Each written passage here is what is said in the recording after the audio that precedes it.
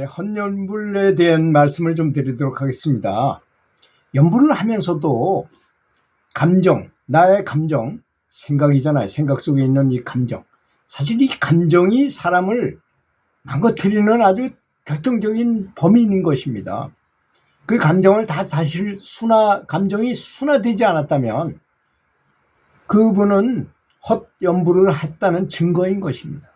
그렇잖아요. 연불을 많이 했는데도 다른 사람이 흉이나 보고 다른 사람이 뭐가 잘못되고 이거 사실 연불 열심히 해가지고 이렇게 감정이 순화가 되면요 다른 사람의 잘잘못을 보지 않습니다. 절대로 사랑으로 바라보게 돼요. 어딘지 다 좋은 눈으로 바라보게 됩니다. 그렇잖아요. 내가 즐겁고 명랑하고 아주 행복하고 그럴 때는 다른 사람이 설사 무슨 잘못을 해도 그게 들어오질 않아요. 좋은 쪽으로만 보게 되고 좋은 쪽으로만 말을 하게 되어 있는 것입니다. 그렇지 않다 이거야. 내가 연불을 나름 뭐 하느라고 했는데도 다른 사람의 잘못된 점을 지적해가지고 막 뭐라 그런다거나 다른 사람의 흉을 본다거나 흉을 보는 거를 가만히 생각해 보세요. 왜 흉을 보게 되는가? 다른 사람의 흉을 보게 되는 동기가 뭐냐? 여기에는 시기심이 있고 질투심이 있고 분별심이 있고 분석력이 있고 아주 좋지 않은 생각이지 않습니까? 그렇지 않습니까? 만약에 어떤 사람은 아주 좋게 바라보는 사람이 이렇게 보는 사람도 있어요.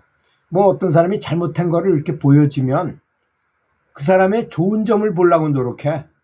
그래서 저 사람이 비록 이런 잘못을 하고 있지만 저 사람도 원래는 그렇지 않았을 거야. 습관이 잘못되고 환경이 저렇게 돼서 습관이 되다 보니까 저렇게 잘못했겠지. 저 사람 참 안 됐구나. 저 사람을 위해서 내가 기도를 해줘야 되겠구나. 이렇게 생각이 들 것입니다. 진보가 되었는지 안 되었는지를 알 수 있는 증표는 반드시 뭘로 나타날까요? 여러분, 뭐 빛을 보고 뭐 소리를 듣고 뭐 어떤 연불해가지고 가피를 얻는 것인가요? 아닙니다. 대인관계에서 나타나게 마련인 것입니다. 대인관계를 하는데 얼마나 저 사람을 어떻게 대하는가, 얼마나 자비롭게 대하고 사랑으로 대하는가, 이것이라는 것입니다. 어떤 경우에 이런 경우도 있어요. 자기보다 나이가 많아 10살이나 더 많은 분한테 그 사람이 잘못된 거를 봤어요. 근데 사실 잘못된 거를 얘기해주고 주면 그 사람이 마음이 열린 사람이라서 그 사람이 그걸 받아들일 것 같으면 얘기하지만 받아들일 것 같지 않은 생각이 들으면 그분한테 그런 얘기를 해줘봐야 기분만 나빠진다 이겁니다. 안 만나는 게 더 좋아 그럴 때는. 그렇지 않습니까? 그래서 자기 주변에 있는 사람을 잘 선별해서 사귀는 것이 굉장히 바람직합니다. 왜냐하면 제가 나이가 들어보니까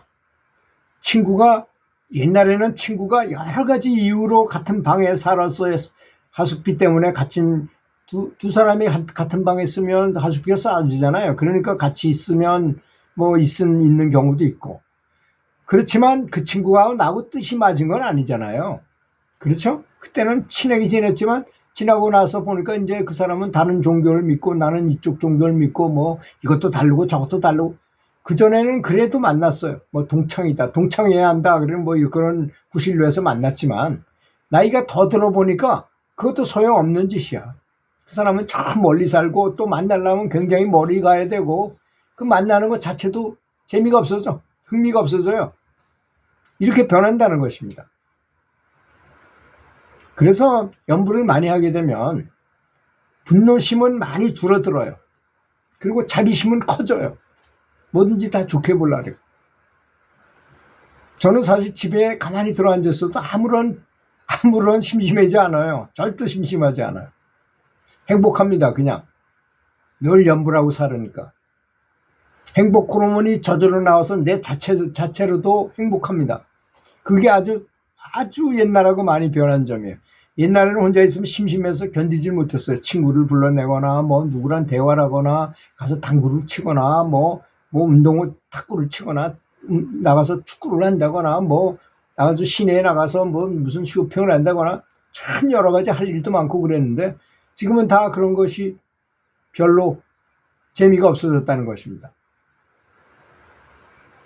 그렇지 않게 연부를 했다면 그 사람은 습관적으로 연부를 하고, 술 먹고 담배 피우는 사람들은 어떻게 합니까? 술 먹는 게 좋으니까 이게 중독이 된 거야. 사실 중독인지 모르고 중독된 사람이 너무나 많아요. 중독은 뭘로 판단하느냐면요, 제가 대학 졸업 논문을 각성제에 대해서 했어요. 그 교수님이 약학 박사님이셨는데, 약사 출신 약학 박사님이 우리 교수님이 제 담당 교수였는데요. 제가 그래서 MBC에 가서 인터뷰도 하고 했습니다. 졸업 논문을 커피에 대해서, 각성제에 대해서 썼기 때문에 수능 전에 가서 저것도 했어요. 그런데 그 술에 우리 첫 번째 마약이 뭔지 아세요? 첫 번째 마약이 술입니다. 두 번째 마약은 담배예요. 그렇게 시작해요. 술하고 담배도 마약이 들어갑니다. 넓은 의미로. 그런데 술 먹고 필름이 한번 끊어졌다 그러면 그 사람은 알코올 중독이 이미 입문한 사람이에요.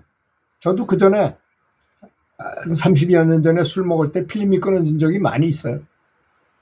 그래서 담배 끊고 술 끊고 고기까지 끊고 이렇게 살아보니까 저녁 때 되면 반주 한잔 하던 생각이 나가지고 술 냄새가 슬슬 들어오는 게 굉장히 술 생각이 많이 나더라고요. 그래서 뭐 그걸 완벽하게 끊었지만 그랬다 이겁니다.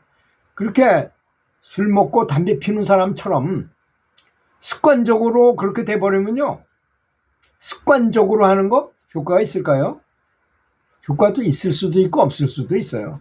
제가 먼저 번에도 한번 말씀드린 적이 있는데, 석가모니 불을 부르면 이것이 굉장히 좋은 연불인 거는 분명한데요, 어떤 사람은 그걸 모르고 석가모니 불이라는 말을 가지고 애 재우는 걸로 생각하고 애를 재웠어. 재우는데 필요한 게 석가모니 불이라고 생각하고 석가모니 불 하면서 애를 재웠어요. 그 사람한테도 연불의 효과가 있을까요? 이건 굉장히 중요한 개념입니다. 아무리 석가모니 불을 부르면 석가모니 불이 부처님이 나타나서 석가모니 불이 부처님께서 가피를 내리신다고 하지만, 그럴 경우에는 이 사람의 뜻은 전혀 거기 있는 게 아니잖아요. 연불에 있는 게 아니잖아요. 애를 재우는 것에 필요한 도구로 석가모니 불을 불렀어. 그런 경우에도 효과가 있을까요? 과연? 이건 굉장히 중요한 개념인 것입니다. 그러니까 연불할 때는 부처님을 존중하는 마음이 가장 중요한 것이라는 것입니다. 아주 극존중하면서 연불을 하고 정말 깊이 감사하면서 연불하라는 것입니다.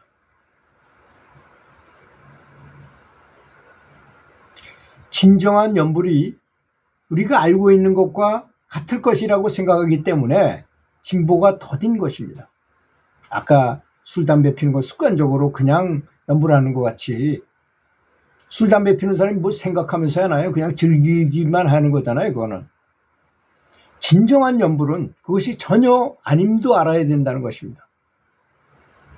절친한 친구가 어이없이 사고로 죽었을 때, 그 시신을 땅에다 묻을 때, 그때 별놈의 생각이 다 들죠. 사람은 왜 죽는가?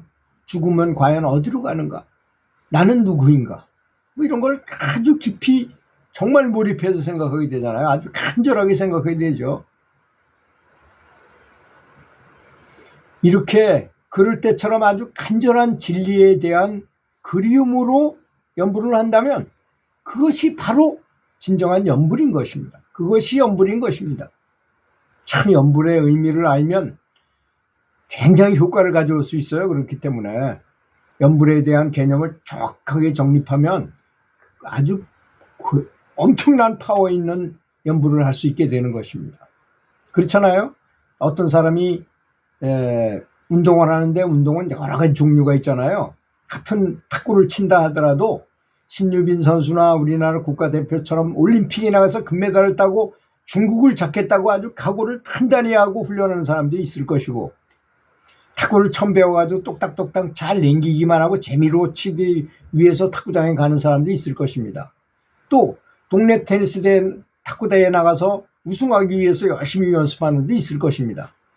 또 어떤 사람은 강원도 전체에서 1등 하려고 거기 가서 열심히 훈련하는 사람도 있겠죠.